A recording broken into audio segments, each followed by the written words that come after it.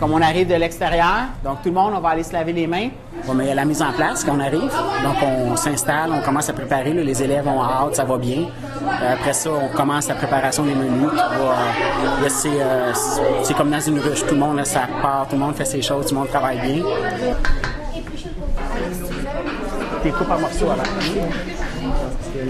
Responsable des pommes de terre, vous pouvez commencer à ramasser les pommes de terre qui sont prêtes.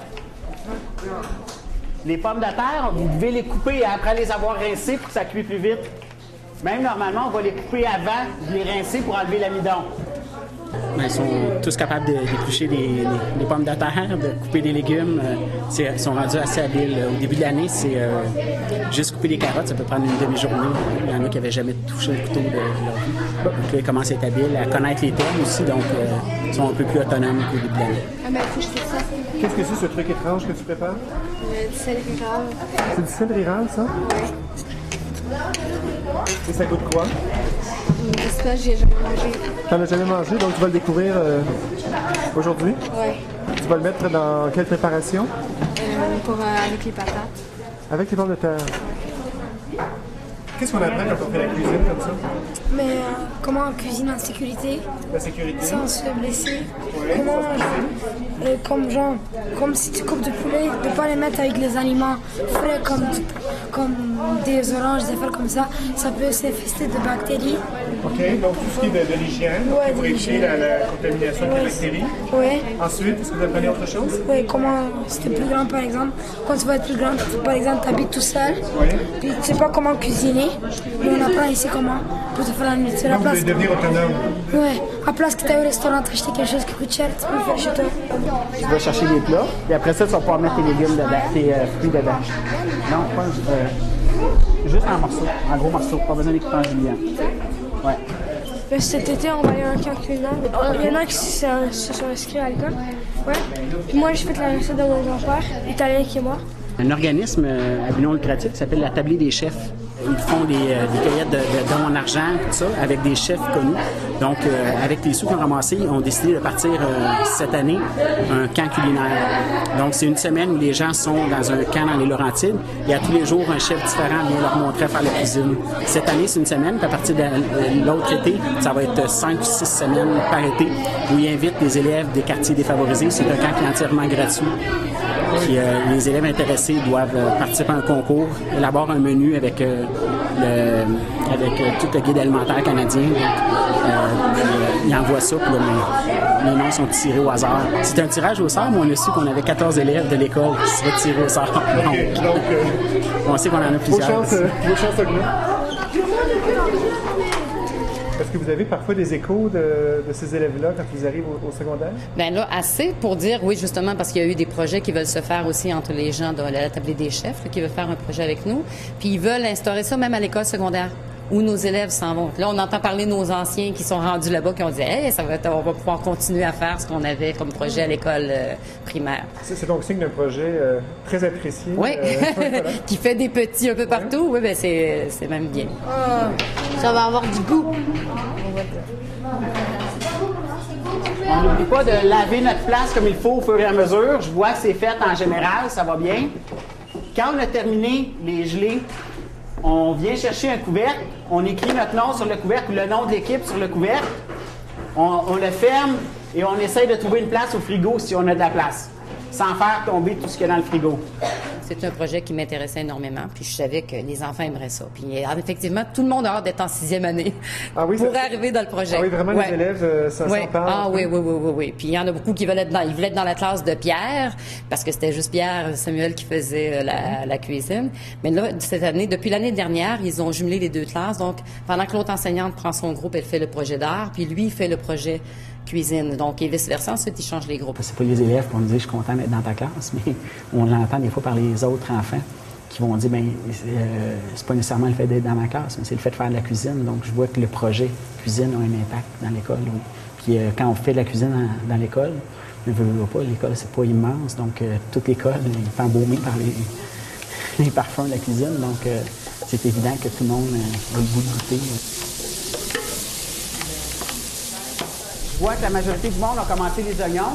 Qu'est-ce qu'on doit faire après les oignons? Donc, on les épluche, On jette tout pour garder notre place propre. Est-ce qu'on a besoin d'être 4 pour couper les oignons? Non? Donc, il y en a 2 qui coupent, 2 qui regardent. Qu'est-ce qu'on fait? Oui? Les autres commencent à préparer les légumes pour la macédoine. Donc, qu'est-ce qu'on doit faire en premier avec les céleris? Ben, tu prends, tu les laves, non, je sais pas. Il faut aller les laver. Après ça, tu vas les couper dans le milieu. Donc, on les coupe en longueur, faire des bâtonnets, et ensuite, Ben, tu coupes comme ça. on va couper en dés. Ça va? C'est tellement bon. S'il y en a qui sont intéressés à aller sentir le céleri rave, ceux qui n'ont jamais senti ça, allez à côté des chaudrons qui bouent. Vous allez voir, ça commence à sentir le céleri rave. Ça sent... Ça sent bon. Ça sent bon. Combien on a besoin de rutabaga pour faire la recette une fois? Oui. Un quart de litre. Combien de fois on fait la recette? Chaque équipe la fait 5 fois. Donc, combien de rutabaga vous allez avoir besoin? Oui? 3, 5. 5 fois quoi? 5 fois un quart, ça fait quoi? 1 et un quart de litre. Un rutabaga, dans les feuilles que je vous ai données, ça donne combien à peu près de millilitres? 500 millilitres. Donc, combien de rutabaga vous allez avoir besoin à peu près? Pourquoi tu me dis ça? Donc, 2 plus un quart. Donc, normalement, on va y aller à peu près. Tu m'as-tu dit 2,5? J'ai compris 2 et quart. OK, ben 2,5, tu avais raison. Mais si on en a des petits, on peut en prendre 3. Si on en a des très gros, il y en a des plus gros, on en prend juste 2. Ça va? Souvent, les élèves vont me dire que les parents ont demandé à leur refaire la recette. Ou, je prends un exemple, on a fait les manicotti un petit peu plus au début de l'année. Puis souvent, les élèves me disent, quand on reçoit de la visite, mes parents me demandent de faire les manicotti. Donc, c'est eux qui vont faire le souper. Donc, l'enfant se sent très, très valorisé parce qu'il va faire le repas pour la visite. Vous allez manger ou vous allez apporter ce que vous avez? Non, on a apporté des plats et on va les apporter chez nous. Vous les apporter à la maison? Et puis on va les faire chauffer. Mais tout ce que tu es fier d'apporter à la maison, quand même? Ouais, t'es content? On est dans une école en milieu défavorisé, donc en fin de mois, c'est sûr que ça fait plaisir à la famille, puis en même temps, c'est bon pour l'estime des élèves. Donc les élèves, quand ils partent le soir avec le souper complet de la famille, sont fiers, sont contents, c'est eux qui nourrissent la famille, c'est quelque chose de gros. Est-ce que vos frères, vos soeurs, vos parents ont hâte d'y goûter? Ouais. Comment est-ce qu'ils réagissent d'habitude? Ben, ils sont contents parce qu'ils font pas le souper pour une fois. Ils sont pas tellement sur leur Mais ma mère, ouais. Ouais. Est-ce qu'ils aiment ça? Ouais, mais tous les autres repas, ils ont carrément tout aimé. OK.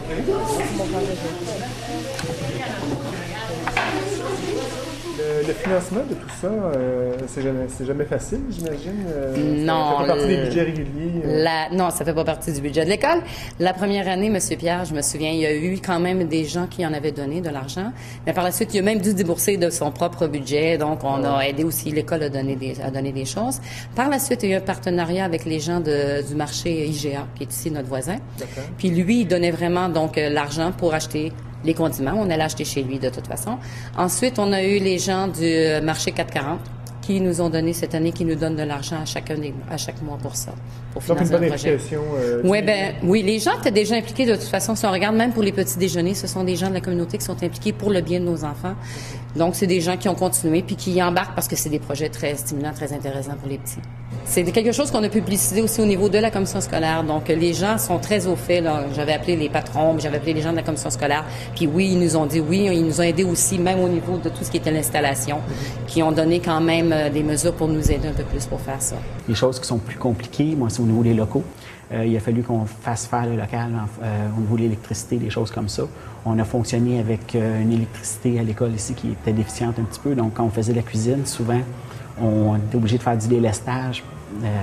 Donc, on coupait l'électricité ailleurs dans l'école parce que aussitôt qu'on allumait les fours, on faisait les disjoncteurs sautaient et on créait la panique dans l'école. Mais tranquillement, là, c'est venu. On n'a encore pas d'eau courante, donc on doit se servir de grosses poubelles qu'on remplit d'eau pour comme nos éviers, faire la vaisselle. C'est beaucoup là, c'est sûr que c'est plus rodé un petit peu, mais quelqu'un qui commence, Je dirais que c'est tout géré entre 24 et 30 élèves dans une cuisine, avec des couteaux, avec des fourchettes, avec des réchauds au butane, avec des poêles, de l'eau bouillante, de l'huile. C'est pas toujours si facile que ça. On va monter les assiettes, donc on va mettre les ingrédients en ordre dans nos plats. On commence par quel ingrédient dans le fond? On commence par les lentilles, ensuite la macédoine et la purée de pommes de terre et de céleri rave. Étendre ça. Trouve-toi quelque chose pour l'étendre.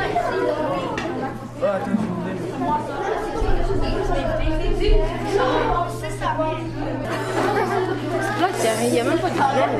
Normalement, c'est steak blé dans les patates. Quoi? Lentilles, macédoine, patates. Le goût avec ma mère, c'est meilleur parce qu'elle a plus d'expérience que moi. OK. Mais toi, maintenant, ça fait quand même plusieurs fois que tu cuisines. Hein? Ouais. Mais il est un peu Quand tu meilleur. goûtes quelque chose que tu as cuisiné, est-ce que ça...